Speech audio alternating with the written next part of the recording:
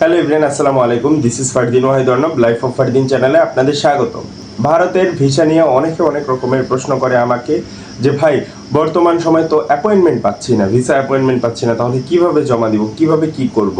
ভারতের ভিসা নিয়ে অ্যাপয়েন্টমেন্ট নিয়ে যে নতুন বার্তাতেই হাই কমিশন দিয়েছে সেটি আজকে আপনাদের মাঝে তুলে ধরবো, বা এই নতুন বার্তা থেকে আপনারা কি কি সুবিধা পাবেন, এই নতুন বার্তা কাদের জন্য হেল্পফুল, কাদের জন্য হেল্পফুল নয়, বা এই নতুন বার্তাটি কি আসলেই কি অথেন্টিক কিনা, এই ব্যাপারে আজকে আমি আলোচনা করব। পুরো ভিডিওটির সাথেই থাকবেন সবাই। আর হ্যাঁ, চ্যানেলটি সাবস্ক্রাইব করে না থাকলে সাবস্ক্রাইব করতে ভুলবেন না। ভারতের মেডিকেল ভিসা, ভারতের এন্ট্রি ভিসা, ভারতের ডাবল এন্ট্রি ভিসা সম্পর্কে যারা জটিলতায় পড়ে আছেন, এই ভিসাগুলো করতে পারছেন না অথবা অ্যাপয়েন্টমেন্ট পাচ্ছে না, কিভাবে অ্যাপয়েন্টমেন্ট পাবে, কিভাবে দ্রুত সময়ের মধ্যে ভিসা পাবেন, তারা ডিসক্রিপশন বক্স থেকে আমার ফেসবুক লিঙ্কটি নিয়ে আমাকে ফেসবুকে নক করবেন অথবা আমাকে কমেন্ট করে জানাবেন। আমি যে স্টেপগুলো বলে দেবো ঠিক সেই স্টেপগুলো আপনারা যদি ফলো করেন, ইনশাআল্লাহ খুব সহজে আপনারা ভিসা অ্যাপয়েন্টমেন্ট পেয়ে যাবেন, খুব সহজে আপনারা ভারতের ভিসা পেয়ে যাবেন। এতে কোনো দালাল ধরতে হবে না, এতে আপনাদের এক্সট্রা কোনো খরচ হবে না। জাস্ট আমি যেভাবে গাইডলাইন দেবো সেই স্টেপ বাই স্টেপ যদি আপনারা আগান, খুব সহজে আপনারা সাকসেস হবেন ইনশাআল্লাহ। ভারতের ভিসার ব্যাপারে নতুন যে বার্তাটি এসেছে সেটি হলো, আপনারা যদি নতুন নিয়মে একদম প্রপারলি যদি প্রসেস করে জমা দিতে পারেন।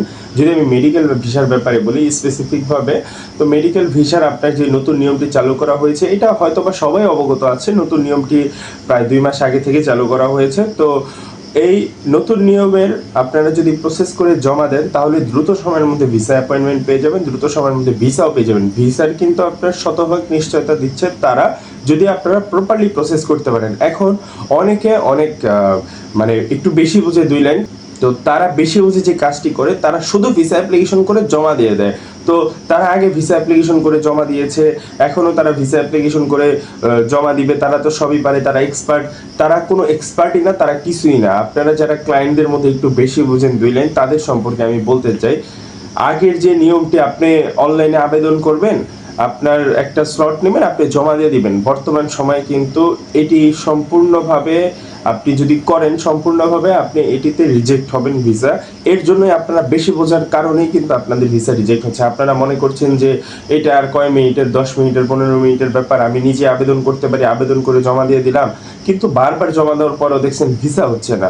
কিভাবে হবে, কেন হবে?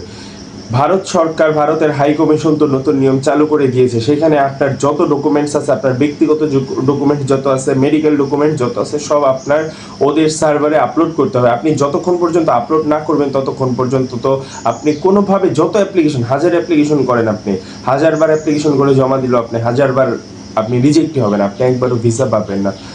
এই ব্যাপারগুলো সবাই বারবার দেখতেছে যে এইভাবে পুরো নিয়মে যারা আবেদন করে জমা দিচ্ছে তারা রিজেক্ট হচ্ছে। বারবার তারা বিভ্রান্তিমূলক কথাবার্তা ছড়াচ্ছে। অনেক দালাল আছে এখানে এসে হাবিজাবি কথা বলবে।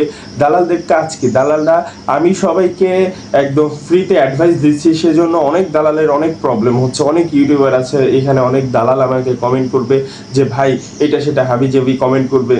তাদের একটা মাত্র সমস্যা যে আমি ফ্রিতে সবাইকে বলে দিচ্ছি, ওরা পার পার্সন 8,000, 10,000, 12,000, 15,000 করে টাকা নিচ্ছে, আমি কেন ফ্রিতে সেই কথাগুলো বলে দিচ্ছি।